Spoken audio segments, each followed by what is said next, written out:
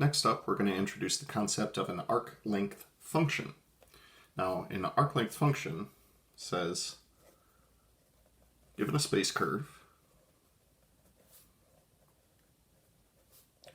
and a starting point,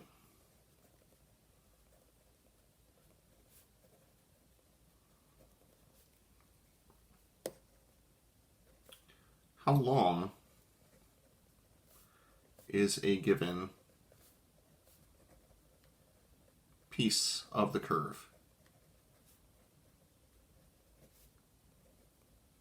given an ending point.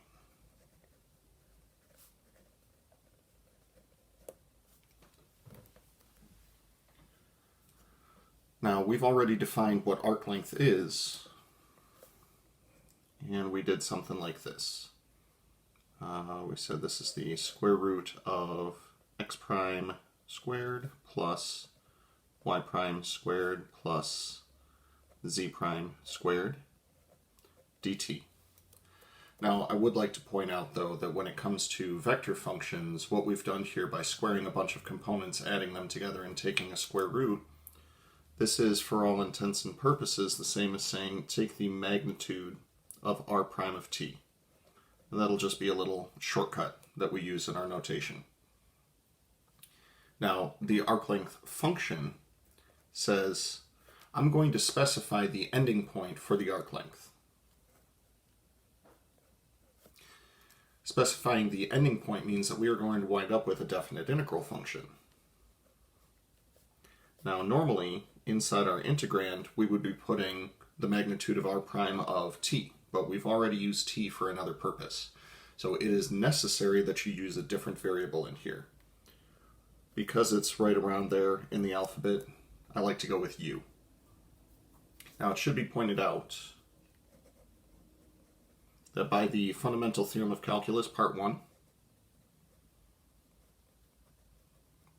if I were to differentiate s of t, then this t would replace the u in here, and we would no longer have a definite integral function. This would simply be the magnitude of r prime of t.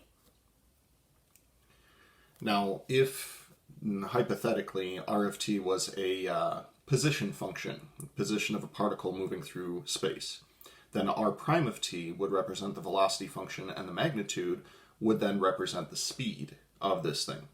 So essentially what we're doing is saying that the arc length function is essentially the antiderivative of speed. The antiderivative of speed would be distance traveled, therefore a length function. Now, with that in mind, suppose that I actually want to, say, work with one of these. So find the arc length function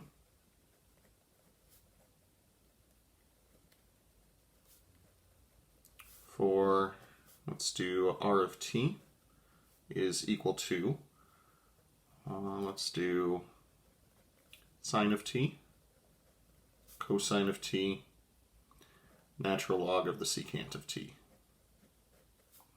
Using starting point,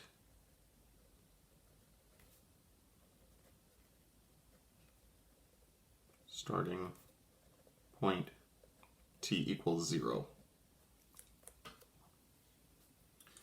So the arc length function, as defined from above, is going to be s of t is equal to the definite integral from starting point 0 to t of the magnitude of r prime of, we'll use u for this one. So first thing I should do is probably find what r prime of u would be. So that is take a derivative and replace all of the t's with u's. So derivative of sine of u would be cosine of u. Cosine of u would become negative sine of u.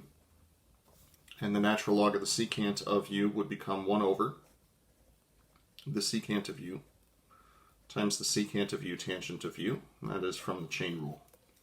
You'll notice that that last component there can be simplified a bit because we have a secant in both the numerator as well as the denominator. So that'll be cosine of u, negative sine of u, and tangent of u. Next, we'll take the magnitude of this vector And we'll see some Pythagorean identities pop in here. So cosine of u, quantity squared, plus negative sine of u, quantity squared, plus tangent of u, quantity squared. Now the first two components simplify into cosine squared of u plus sine squared of u. We can apply a Pythagorean identity to that, and that'll be 1 plus the tangent squared of u. We can apply a Pythagorean identity to that, and that would become the secant squared of u. Taking the square root of this square would be the absolute value of the secant of u. However, because of the asymptote that this function has at pi over 2, we'll just go ahead and assume that we're only dealing with quadrant 1 angles from the unit circle, so 0 to pi over 2. So s of t is going to be the definite integral from 0 to t of the secant of u du. Integrating the secant of u, we'll get the natural log of the absolute value of the secant of u plus the tangent of u, going from 0 to t. So when we plug in the upper bound, we'll get the natural log of the secant of t plus the tangent of t, and plugging in the lower bound will be the natural log of the secant of 0 plus the tangent of 0. Good news is this whole term zeroes out, and we're left with this for a final answer. So again, this signifies, given a stopping point, if I were to simply plug in whatever that stopping point is to this function, that would tell me the total distance traveled along that arc.